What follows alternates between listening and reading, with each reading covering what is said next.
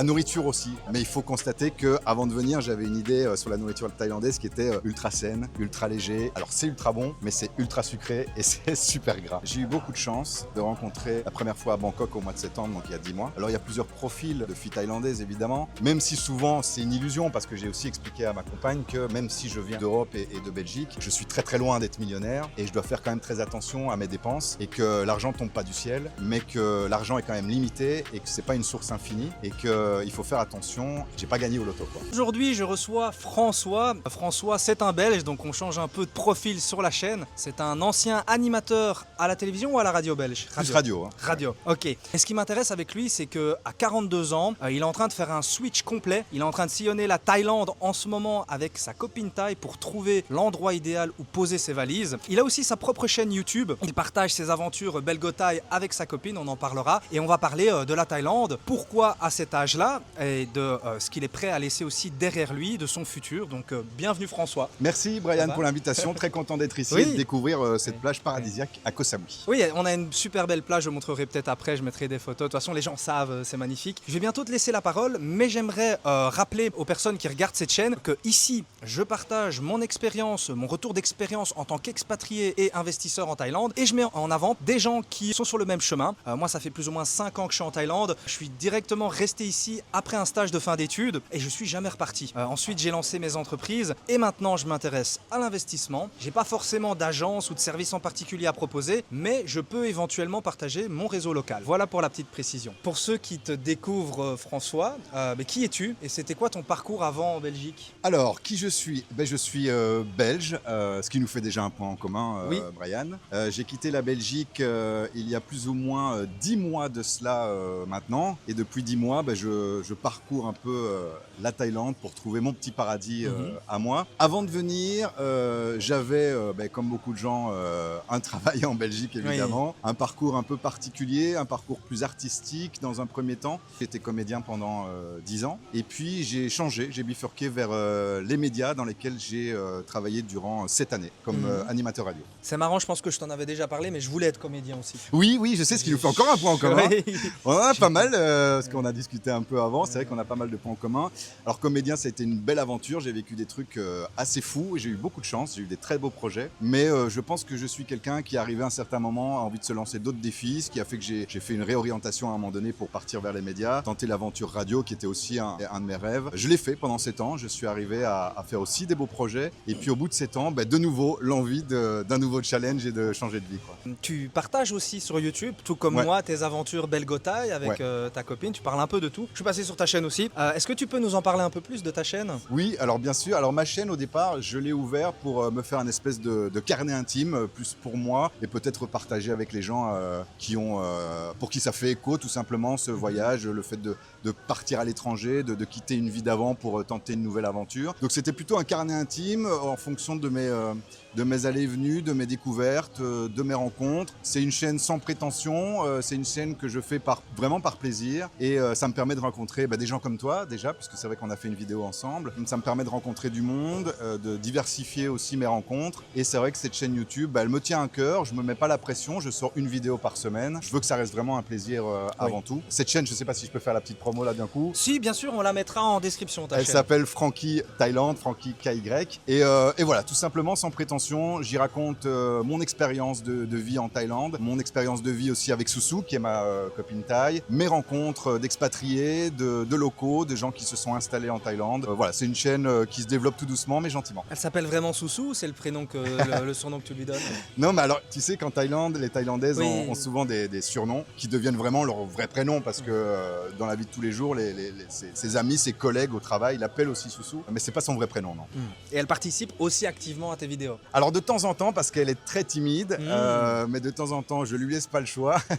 Non, c'est pas vrai, j'exagère, mais oui, de temps en temps, elle fait des apparitions dans certaines vidéos, Ok, c'est intéressant, il y aura le lien en dessous et on pourra aller voir. Tout à fait. Je sais que tu fais du contenu aussi divertissant, on peut découvrir la Thaïlande. Moi, c'est très focus immobilier expatriation, mais toi, tu fais découvrir vraiment la Thaïlande aussi, donc c'est intéressant. J'essaye de faire découvrir en tout cas ce que je vis moi à travers mon regard de la Thaïlande. Je suis pas en mode carte postale à vous faire découvrir des paysages de dingue. Je pense qu'il y en a beaucoup sur YouTube qui le font beaucoup mieux que moi. Alors oui, j'ai visité certaines îles, certaines ont suscité ma curiosité avec l'envie d'en faire vraiment une vidéo en particulier, comme l'île de Koh Kood. J'ai eu un vrai coup de cœur sur cette île-là. là. Donc là, j'ai fait vraiment une vidéo sur l'île de Koh Kood. Sinon, je suis pas du tout dans le délire youtubeur carte postale à vous montrer les beaux endroits. Je suis plutôt dans l'idée de vous montrer vraiment les rencontres que je fais au quotidien avec... Moi, ce qui m'intéresse, c'est l'histoire des gens. Et parce que tout le monde, je pense qu'il y a un point commun avec les gens qui voyagent en Thaïlande. Je trouve qu'ils ont tous une histoire de dingue. En tout cas, à ton âge, la plupart des gens sécurisent leur carrière et préparent la retraite. Toi, tu fais l'inverse. Qu'est-ce qui s'est passé dans ta tête?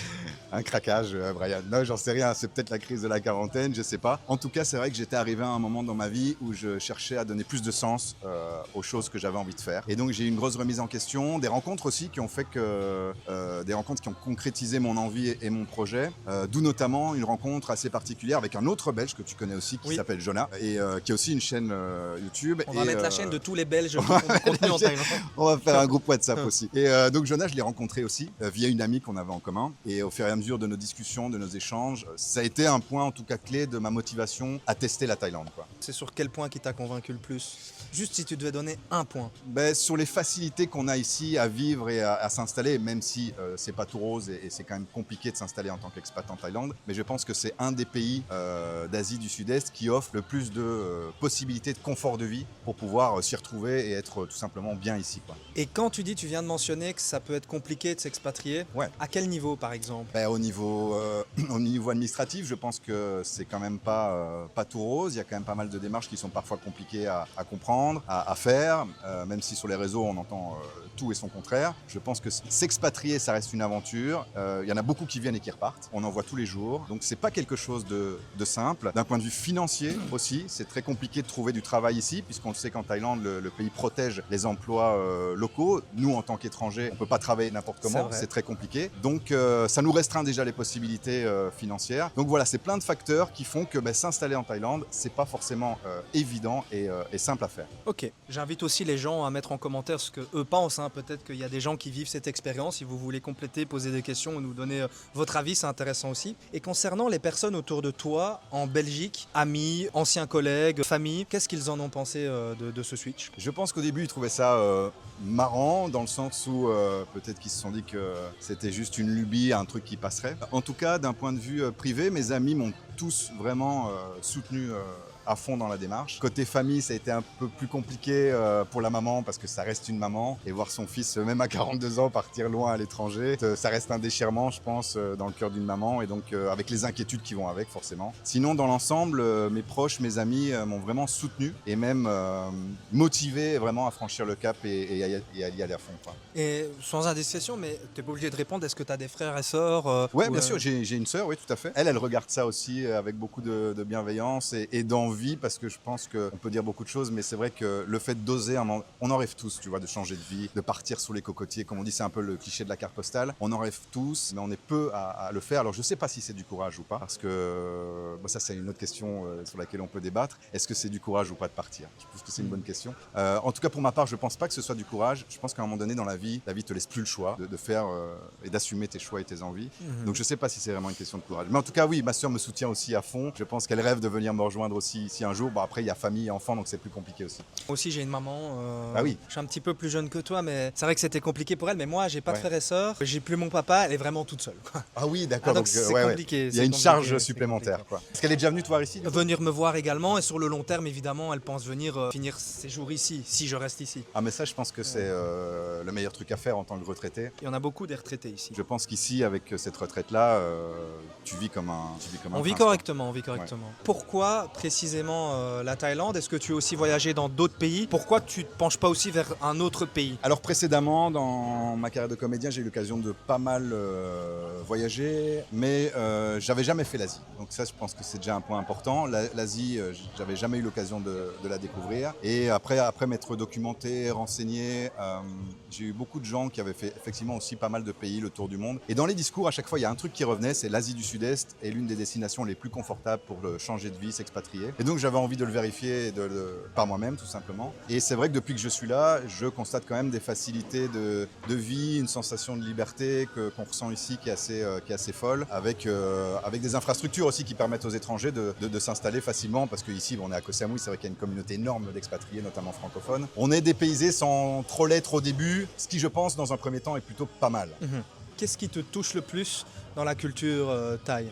Alors il y a plein de choses qui me touchent dans la culture thaï. Je pense que ce sont des gens qui sont profondément respectueux. J'apprécie énormément le fait que, même dans des situations compliquées, l'idée c'est de jamais confronter directement l'autre, de jamais mettre l'autre mal à l'aise. Et ça c'est un truc dans lequel je me retrouve énormément, parce que moi j'ai tendance à fonctionner comme ça aussi depuis toujours. Et j'apprécie ça énormément chez les Thaïs. Énormément de respect, énormément de patience, énormément de bienveillance aussi. Ce sont des gens qui sont accueillants et qui méritent vraiment d'être respectés aussi, parce que depuis que je suis en Thaïlande, et ce qui est un peu triste aussi, je vois beaucoup de touristes qui ne prennent même pas la peine de se renseigner un peu sur les codes de la culture dans laquelle ils viennent. Et j'ai vu des comportements qui m'ont plutôt mal à l'aise à plusieurs reprises. Et je trouve ça un peu dommage, parce que les Thaïlandais vraiment sont des gens hyper accueillants. Même si vous faites quelque chose qui les dérange, ils vont même pas vous le dire frontalement, ils vont sourire. Bon après, c'est pas pour ça qu'ils vont pas avoir un avis, attention, hein, ils sont loin d'être bêtes aussi. Je veux pas du tout les faire passer pour ça. Mais ce sont des gens vraiment qui sont hyper accueillants, qui sont légers dans leur manière de vivre la vie. Et je trouve qu'ils ont beaucoup à nous apporter de ce côté-là. Tu veux donner un exemple ou tu préfères rester vague à ce niveau-là? Des exemples,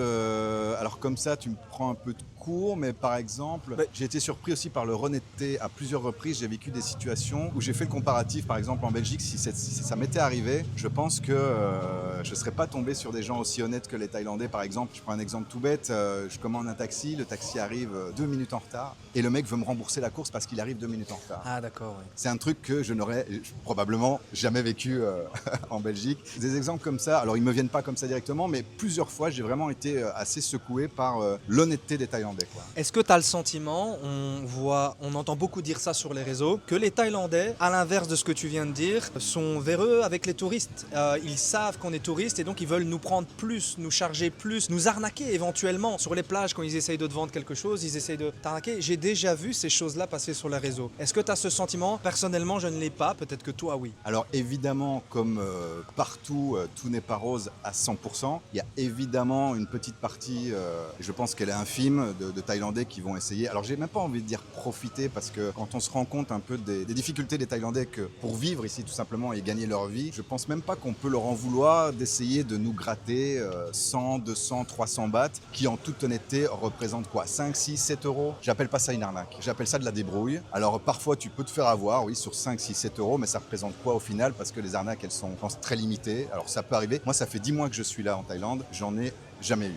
J'en ai jamais vécu. Et au contraire, j'ai vraiment vécu l'inverse. Donc oui, évidemment, il y a des Thaïlandais qui vont essayer de gratter un peu, mais je pense qu'on peut vraiment pas leur en vouloir. Les conditions de vie pour les Thaïlandais ici sont très difficiles. Le salaire moyen, il tourne autour de 300-400 euros. Donc on peut pas leur en vouloir d'essayer de temps en temps de gratter aux touristes 5, 6, 7, même 10 euros. Oui. Franchement, c'est pas cher. Et puis, c'est pas comme si c'était un vol à l'arraché. Ils nous délivrent un service quand même. Ils nous vendent et puis le service, tu l'acceptes ou tu le refuses. Oui, c'est ça. Donc, c'est pas du vol non plus. Non. Est-ce qu'il y a des points qui te déstabilisent par rapport à la culture thaï? Ouais, il y a pas mal de choses qui me déstabilisent dans la culture thaïlandaise. Alors moi, je suis quelqu'un dans la vie de hyper carré, hyper organisé, et les Thaïs, c'est tout l'inverse. Ils sont hyper nonchalants, ils sont pas à l'affût du petit détail. Moi, je les sens pas perfectionnistes à ma manière, donc alors parfois ça crée des situations un peu drôles. Quand tu vas au restaurant, que tu demandes un truc, généralement, ça m'arrivait combien de fois de recevoir autre chose, ou tu demandes une boisson sucrée, elle arrive ultra sucrée. Enfin, c'est des petites choses comme ça du quotidien sur lesquelles nous on n'est pas du tout habitués, parce que on vient d'une culture plus occidentale où les choses sont plus carrées, plus précises. Ici, pas du tout. On est dans un flou artistique pour beaucoup de domaines. Ils vivent complètement différemment et ça t'apprend à relativiser et à te dire qu'au final, même si tu as commandé un truc et que tu reçois autre chose, c'est pas grave. Parce que de toute façon, si tu le fais pas, tu vas commencer vraiment à être très malheureux en Thaïlande, parce qu'ici, ils sont beaucoup plus à la cool. C'est pas la même rigueur que chez nous, que ce soit au niveau professionnel ou au niveau privé. C'est vraiment une autre manière de voir la vie, quoi. Ça t'apprend à relativiser, t'as raison. Ah ouais, mais t'as pas le choix. T'as vraiment pas le choix. Alors il y a plein d'autres trucs aussi. C'est vrai que sur l'aspect aussi propreté, alors ça vraiment, je suis assez triste de voir qu'en Thaïlande, il y a quand même pas mal de déchets. Que ce soit sur les plages ou au bord des routes, pas mal de déchets plastiques. Et je pense que là-dessus, nous, on est hyper conscientisés en Europe ou en Occident. Ici, ils le sont beaucoup moins. Je trouve que c'est un pays magnifique, donc ça me fait mal au cœur en fait de voir des plages remplies de déchets. Et c'est un truc qui m'a pas mal interpellé au début. La nourriture aussi. Alors j'ai eu beaucoup de mal, même si, alors j'adore la nourriture thaïlandaise, mais il faut constater qu'avant de venir, j'avais une idée sur la nourriture thaïlandaise qui était ultra saine, ultra léger. Alors c'est ultra bon, mais c'est ultra sucré et c'est super gras. Et ça, franchement, je l'ai découvert. J'ai vécu 3 mois en Isan. Alors ici, dans les zones touristiques comme Koh Samui, c'est plus facile parce qu'on a accès à une diversité de nourriture qui est beaucoup plus étendue, beaucoup plus vaste. On peut se nourrir vraiment de différentes manières, mais pour avoir vécu 3 mois en Isan, là, c'était vraiment difficile parce que la nourriture thaïlandaise est très bonne, mais c'est hyper sucré. c'est hyper gras et c'est pas du tout simple. Pour revenir sur les déchets, je me demande si c'est vraiment un problème spécifique à la Thaïlande, parce que par exemple, j'ai un exemple contraire. Je vivais à Bangkok et le matin, je voyais, quand je me réveillais, dès 5 heures du matin, je voyais des gens nettoyer les trottoirs, mais avec du produit comme si tu lavais une maison.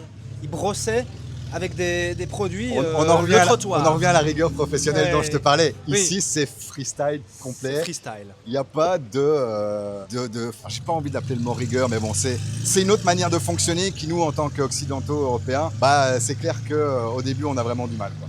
Je suis tout à fait aligné avec ça, je suis d'accord. Parlons-en franchement, parce que c'est un sujet qui fait beaucoup parler dans la communauté francophone, le couple avec une Thaïlandaise. Ouais. Alors, il y a beaucoup de clichés, de jugements et de méfiance. Ouais.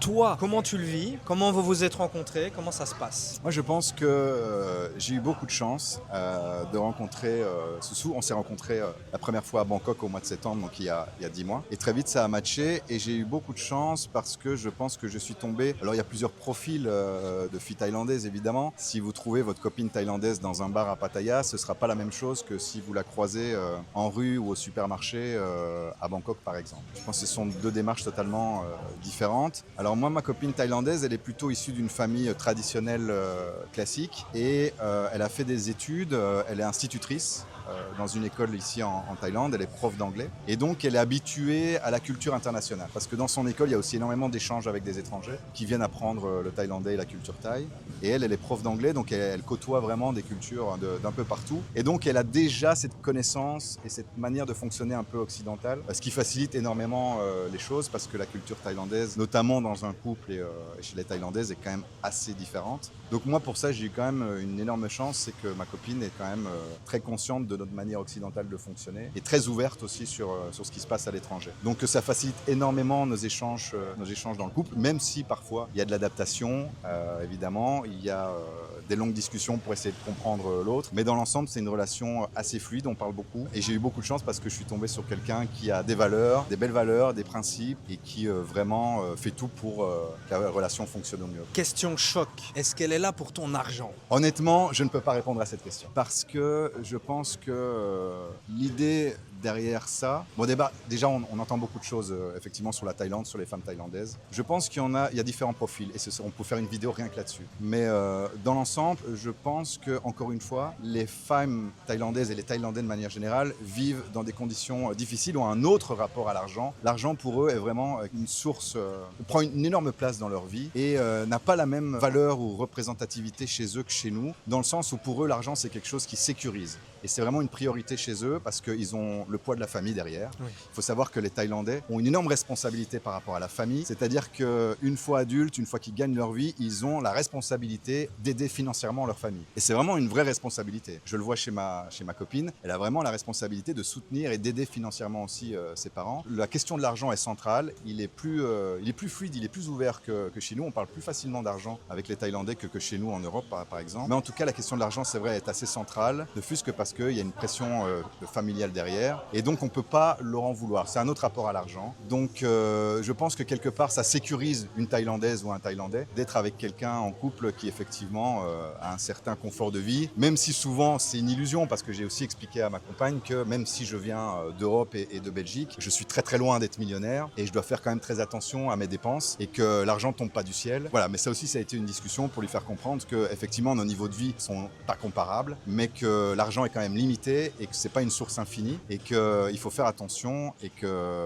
qu'encore une fois, j'ai pas gagné au loto, quoi. La vraie question à se poser, c'est... Et elle est toujours là, elle est pas partie. Non, c'est pas ça, mais est-ce que le critère de vouloir un partenaire financièrement stable, est-ce que ça empêche la sincérité dans le couple? Je pense pas. Moi, c'est un critère important, honnêtement, d'être entouré de quelqu'un qui s'en sort dans la vie, mais c'est pas pour ça que ça empêche que je n'aime pas cette personne, quoi. Honnêtement, je pense pas. Je pense que les Thaïlandaises sont aussi capables de faire la différence. En fait, je pense que si pour elle, je suis une belle personne qui subvient à ses besoins suffisamment, qui en tout cas lui montre qu'il a envie d'être présent, soutenant, que ce soit financièrement ou pas, je pense que le vrai amour existe clairement en Thaïlande, malgré l'aspect financier. Je pense que l'aspect financier est important, mais ça ne définit pas totalement une relation avec une Thaïlandaise. J'ai une dernière question et on pourra arriver vers la fin de cette vidéo. Est-ce que tu as une idée du budget qu'on a besoin pour vivre confortablement ici en Thaïlande pour deux personnes? Ça, c'est intéressant aussi. Par exemple, tu vois, moi après j'ai la chance que Soussou trouver un travail. Elle travaille pour l'État, elle est institutrice, donc elle a un salaire qui est vraiment confortable, en tout cas pour une Thaïlandaise. Donc elle participe aux dépenses, par exemple. Ok. Tu vois, elle me paye le restaurant, ça arrive. Elle paye parfois certains trajets. Donc tu vois, alors on n'est pas à 50-50. Hein. La logique 50-50 en Thaïlande, ça n'existe pas. Hein. Et puis Il faut globalement, oublier, je hein. pense que ça Et existe même dans que un peu couple, je rarement. ne pense pas que ce soit une Que bonne peu idée. rarement. Voilà, on fait en fonction des Pour une personne alors. pour une personne. Tu fais bien de me recadrer parce que là j'étais parti. Pour une personne, très honnêtement, sans rentrer dans les détails, je pense qu'il faut un budget pour vivre confortablement, sans faire d'excès, mais sans se poser de questions non plus, entre 1500 et 2000 euros. Et j'aimerais ajouter une info complémentaire, c'est que le mythe de la Thaïlande pas chère, c'est vrai et pas vrai parce qu'on peut vivre pour moins de 2000. 2000, on peut bien vivre, ça dépend des objectifs de chacun, mais on peut aussi vivre pour 10 000 euros par mois. En fait, il n'y a pas de limite Il n'y a pas de limite, parce que le pays propose un tas de services ça va très vite. et on peut dépenser aussi énormément d'argent ici. Ça dépend des objectifs, mais effectivement, on vivra mieux dans tous les cas si on devait faire un comparatif. On vivra mieux avec 2000 euros ici qu'avec 2000 euros en Europe, notamment en Belgique ou en France. Ça, c'est clair. Et puis, il ne faut pas oublier aussi qu'on vient avec nos réflexes et nos habitudes européennes et que vivre à la Thaï, c'est très compliqué pour un Européen parce que c'est très compliqué. Il faut le vivre pour le comprendre. Mais vivre à la Thaï, c'est pas à notre portée. En tout cas, j'y crois pas. Parce qu'on a des besoins et des envies de confort dans lesquels on a grandi et évolué. Alors, j'ai pas besoin d'énormément de confort, mais un minimum. Parce qu'on a grandi dans un contexte dans lequel on a été habitué. Et vivre à la Thaï, c'est rude, c'est rude. Vivre avec 700 euros par mois en Thaïlande, il y en a qui le font, mais je pense vraiment que c'est une minorité et que les plaisirs sont vraiment très minimes. Les plaisirs sont différents de ce que l'on peut imaginer dans Ouais. notre perception. Ouais. Merci, je pense que c'est tout pour cette vidéo. Ben, merci à toi. On a dit pas mal de trucs, ça m'a donné une idée de vidéo exclusivement sur le couple en Thaïlande. Pourquoi pas? Ah, franchement, il y a beaucoup de choses On à pourra dire. faire ce genre de vidéo. Parce qu'il y a plein de mariage, profils couple. différents, il y a plein de styles de femmes thaïlandaises et chaque profil effectivement a des critères bien précis, quoi. On pourra en faire éventuellement une vidéo si ça vous intéresse, vous le mettez en commentaire. Yes. Merci d'avoir regardé. Comme je viens de le dire, mettez toutes vos questions en commentaire. S'il y a des incohérences, des erreurs ou même vous voulez compléter, dites-le nous en commentaire. Je vais mettre la chaîne aussi ici, Frankie Thaïlande, je pense, c'est ça le nom de la Yes. chaîne. Merci, On Brian. mettra la chaîne, comme ça vous pourrez aller suivre les aventures. Et si, comme François, vous pensez sérieusement à vous expatrier en Thaïlande ou à mettre un pied dans l'investissement, vous pouvez me contacter. Je partage régulièrement mon réseau local, avocat, fiscaliste, promoteur, agent, toutes ces choses. Et je vous mets directement en relation avec les bonnes personnes pertinentes pour vos objectifs. Le lien est dans la description. Salut!